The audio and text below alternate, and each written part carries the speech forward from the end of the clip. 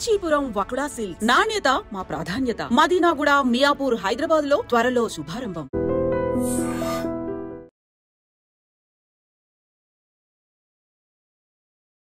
అందరికీ నమస్కారం. నేను Swaroopa Potlapalli. Welcome to trending topic. Amrutha Pranay విషయంలో రకరకాల వాదనలు వినిపిస్తూ ఉన్నాయి. అమృత ప్రణయ్ ని సపోర్ట్ చేసే వాళ్ళు కొందరైతే కాదు మారుతీరావుదే అసలైన ప్రేమ, తండ్రి ప్రేమను ఆ కూతురు అర్థం చేసుకోలేకపోయింది అని వాదిస్తున్న వాళ్ళు ఉన్నారు. ఇప్పటికీ కూడా సోషల్ మీడియాలో విపరీతంగా పోస్టులు, కామెంట్స్ అయితే కనిపిస్తూ ఉన్నాయి. ప్రస్తుతం నాతో పాటు హిందూ ధర్మ పరిరక్షకులు, బీజేపీ లీడర్ చికోటి ప్రవీణ్ గారు ఉన్నారు. అమృత ప్రణయ్ కేసు గురించి మాట్లాడదాం. నమస్తే ప్రవీణ్ గారు. జై శ్రీరామ్.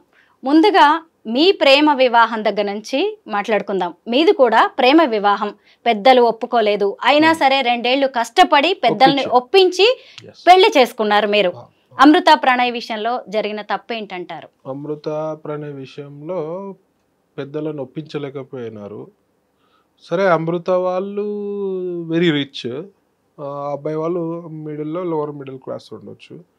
కానీ వాళ్ళని ఇప్పుడు పెళ్లి చేసుకున్నారు, వెళ్ళిపోయి పెళ్లి చేసుకున్నాక కూడా అట్లీస్ట్ 1-2 ఇయర్స్ వాళ్ళని కన్విన్స్ చేసే ప్రయత్నం చేయకుండా నాకు అందిన రిపోర్టు వాళ్ళని అమృత వాళ్ళ మదర్ ఫాదర్ని రెచ్చగొట్టే విధంగా, వాళ్ళని ఇబ్బంది పెట్టే విధంగా ప్రవర్తించినారు. వీళ్ళ ఇంటి ముందర పోస్టర్లు పెట్టి అట్లాంటివి పెట్టి వాళ్ళని ఒక రకంగా చెప్పాలంటే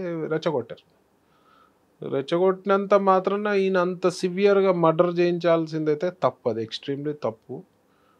అది అట్లా జరిగిపోయింది. అది మరి వెరీ అన్ఫార్చునేట్. 2 sides డ్యామేజ్ దీనివల్ల.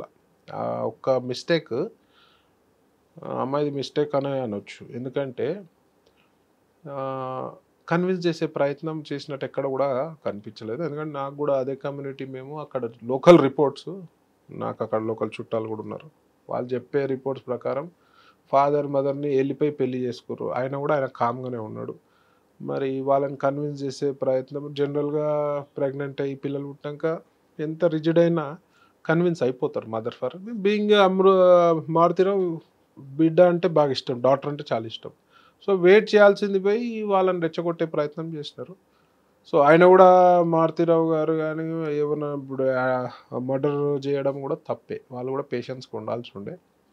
సో దీనివల్ల end of the day result 2 sides irreparable damage, ఘోరమైన డ్యామేజ్ అయింది. అది మళ్ళీ ఇంకోటి ఏంటంటే అది పరువు హత్య కిందికి పోయింది.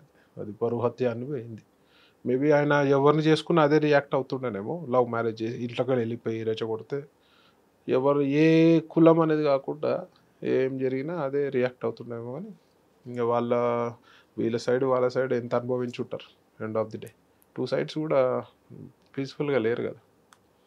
ఒక ప్రేమ ఎంత నష్టం చేసిందో, ఎన్ని జీవితాలని ప్రభావితం చేసిందో ఇప్పుడు మనం చూస్తూనే ఉన్నాం కదా. ఏమంటా అంటే, ఆలోచించి ప్రేమించే ముందు మన పేరెంట్స్ కండిషన్ ఏంది, వాళ్ళు ఒప్పుకునే పరిస్థితులు ఉంటారా, ఒప్పుకోకపోతే ఏంది, ఒప్పుకుంటే ఏంది, మరి వాళ్ళని ఒప్పించే ప్రయత్నం చేయాలి. వాళ్ళ రేపు పేరెంట్స్ అనేది వెరీ ఫ్లెక్సిబుల్.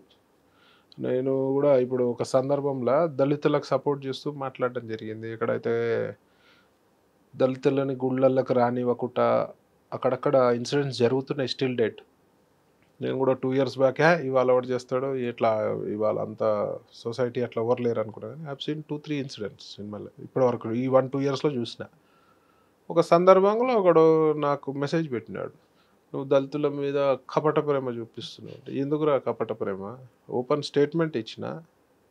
ఒక దగ్గర రెడ్డిలు ఒక గుళ్ళకి, ఆ చుట్టుపక్కల ఊర్లో రెడ్డిలు బోనం పెట్టనియలేదు దళితులని.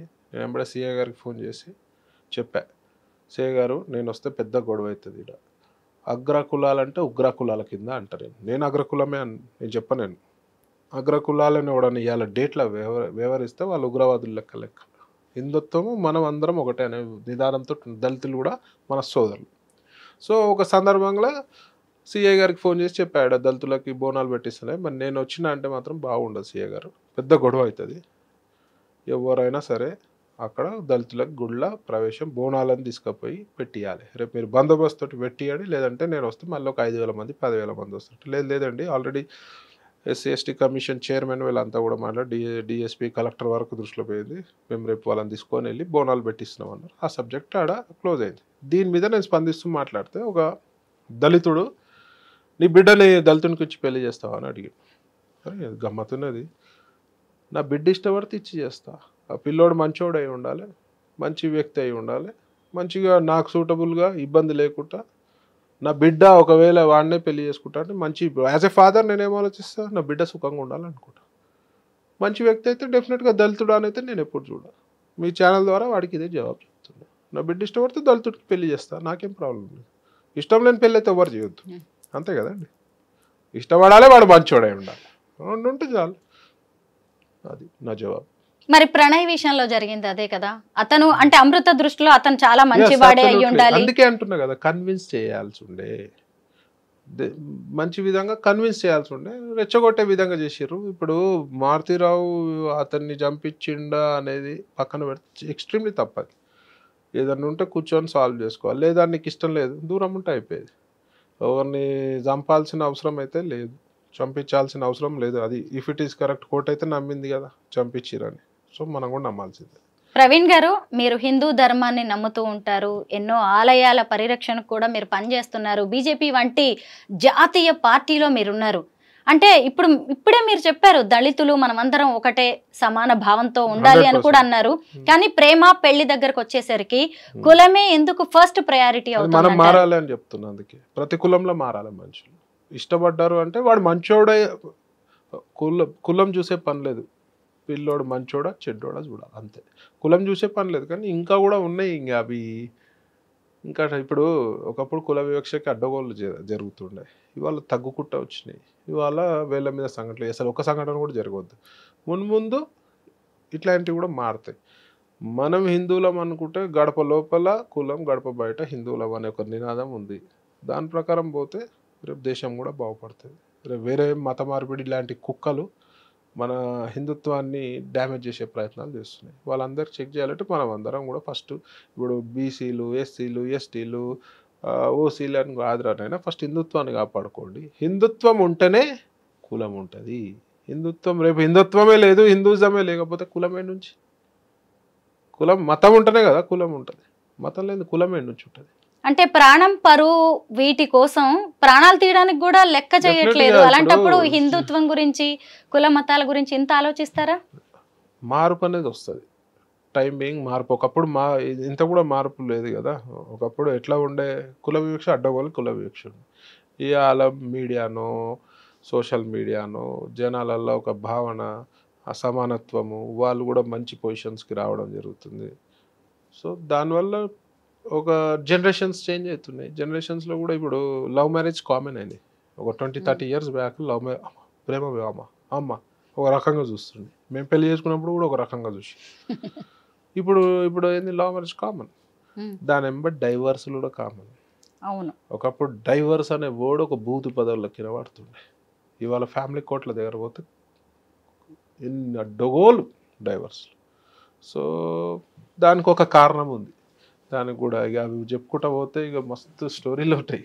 దానికి కూడా ఒక కారణం ఉంది. సో యాజ్ పర్ జనరేషన్ పోవాలి. ఒకప్పుడు పిల్లల్ని టీచర్లు కొడితే మమ్మల్ని అయితే మస్తు కొడుతుండే, ఎత్తెత్తి కొడుతుండే. మా ఇంట్లో చెప్తే పట్టించుకునేటోళ్ళుగా. భయం భక్తి అప్పుడు ఉంటుండే. పిల్లలు కూడా సూసైడ్ అటెంప్ట్ చేసుకుంటారు. స్ట్రెస్, ప్రెషర్, సూసైడ్ అనే వర్డ్ వింటుంటేమా మనం? లేదు, అసలు తెలియదు. ఇప్పుడు ఎంత కామన్ వర్డ్ అది. అవును. ఎందుకు? మనం నాజుగ్గా పెంచుతున్నాం. మనం కూడా ఏవైతే డ్యామేజ్ చేసినా మార్చుకోవాల్సిన అవసరం ఉన్నది. పిల్లల్ని ఇలా కొట్టద్దమ్మో ఎవరికన్నా టీచర్కి ఉందా? హంగామా అయిపోతుంది. ఇంతకుముందు గురువు అంటే భయం ఉండే, ఇలా పిల్లలు భయపడుతున్నారు. టీచర్కి అనేది భయమే లేదు. సో ఇవన్నీ మనం కూడా డెలికేట్ అవుతున్నాం. ఇవంతా ఒక రోజు కూర్చొని మనం మంచిగా హ్యాపీగా మాట్లాడదాం. చాలా ఉన్నది ఇట్లా, చాలా పెద్ద సబ్జెక్ట్ అవన్నీ. అసలు ఈ మధ్య కాలంలో అవన్నీ పెరిగిపోయాయి కూడా. అన్ని యూస్ఫుల్ సబ్జెక్టే. ఒక టైం తీసుకొని ఇట్లాంటి విషయాలు మనం. అమృత ప్రణయ్ కేసు అనేది ఇప్పుడు అందరికి కూడా ఒక లెసన్ గా మారిపోయింది. అటు ప్రేమించే వాళ్ళకి, ప్రేమ జంటలకు, ఇటు పేరెంట్స్ కి మీరు ఏం చెప్తారు ఫైనల్ గా? ఎందుకంటే చావే అన్నిటికీ పరిష్కారం అయితే ఖచ్చితంగా కాదు. అటు మర్డర్ కాదు, ఇటు సూసైడ్ కాదు. సో కొన్ని జంటలు ఉన్నాయి ఇంట్లో ఒప్పుకోలేదని వాళ్ళు సూసైడ్ చేసుకోరు. ఈ పరువు హత్యలు జరిగినాయి. సో ఏదున్నా సరే ఇంట్లో పేరెంట్స్ కండిషన్ కన్విన్స్ చేస్తే కన్విన్స్ అవుతారు. సో మీరు తొందరపాటు నిర్ణయాలు, అన్మెచ్యూర్డ్ నిర్ణయాలు అమ్మాయిలు, ఎందుకంటే పిల్లల మంచి కోరేటోళ్ళు పేరెంట్స్ తప్పితే ఎవరు ఉంటారండి? పేరెంట్సే కదా మంచి కోరేటోళ్ళు. పిల్లలు బాగుండాలి, హ్యాపీగా ఉండాలని కష్టపడేది కూడా పిల్లల గురించే. సో ఇట్లాంటి ప్రేమించితే తప్పేం లేదు. నచ్చిన వాళ్ళని ఇప్పుడు ఇష్టం లేకుండా కళ్ళు మూసుకొని గుడ్డిగా మెళ్ళ తాళి కట్టాలంటే అవసరం లేదు. ఇష్టం ఉన్నని పెళ్లి చేసుకోకండి, ట్రై టు కన్విన్స్ దెమ్. వాటి లోపల ఉన్న మంచి క్వాలిటీస్ చెప్పండి, రెచ్చగొట్టే ప్రయత్నాలు జరగకుండా. ముఖ్యంగా ఇక్కడ రెచ్చగొట్టే ప్రయత్నాలు జరిగినాయి కాబట్టి అంత రియాక్ట్ అయినని నేను అనుకుంటున్నా మారుతిరావు. కోర్టు తీర్పు వచ్చిన తర్వాత కూడా ఇప్పుడు అమృతని చాలా మంది టార్గెట్ చేస్తున్నారు. సోషల్ మీడియాలో ఇష్టారాజ్యంగా అమ్మాయిని ట్రోల్ చేస్తున్నారు. మారుతిరావుదే నిజమైన ప్రేమ అంటున్నారు. సరే, మారుతిరావు గారిది as a daughter, yes definitely అతనికి పిచ్చి, అమ్మాయి అంటే పిచ్చి ఉండొచ్చు. ఇప్పుడు ఆ అమ్మాయి కూడా ఏం సుఖంగా ఉందండి, ఆ అమ్మాయి కూడా అనుభవిస్తుంది కదా. ఇప్పుడు కిడ్ కూడా ఉన్నట్టు కదా. సో అమ్మాయి కూడా ప్రేమిస్తే తప్పైతే ఏం లేదు 100%. కాకపోతే దవే కన్విన్స్ చేయలేకపోవడమే శాపంగా మారింది అలా. సో ఎవరైనా పిల్లలు ప్రేమించినా ఏం చేసినా పేరెంట్స్కి చెప్పే ప్రయత్నం చేయండి, కన్విన్స్ చేసే ప్రయత్నం చేయండి. ముఖ్యంగా అబ్బాయిలు కానీ అమ్మాయిలు కానీ బ్యాక్గ్రౌండ్ చెక్ చేసుకోండి. వాళ్ళ రేపు అంతా కూడా ఎట్లానో ఉన్నది, తేడాగున్నది. ముఖ్యంగా మీ ఛానల్ ద్వారా చెప్పేది ఏంటంటే హిందూ అమ్మాయిలు జాగ్రత్తగా ఉండాలి. లవ్ జిహాద్ వాళ్ళలా ఉచ్చులా పడకండి. లవ్ జిహాద్ విపరీతంగా ఒక టైపుగా ఫండింగ్ జరుపుతూ టెర్రరిస్ట్ ఆర్గనైజేషన్స్ మన హిందూ అమ్మాయిలను టార్గెట్ చేస్తూ లవ్ జిహాద్ని ముందు తీసుకోబోతారు.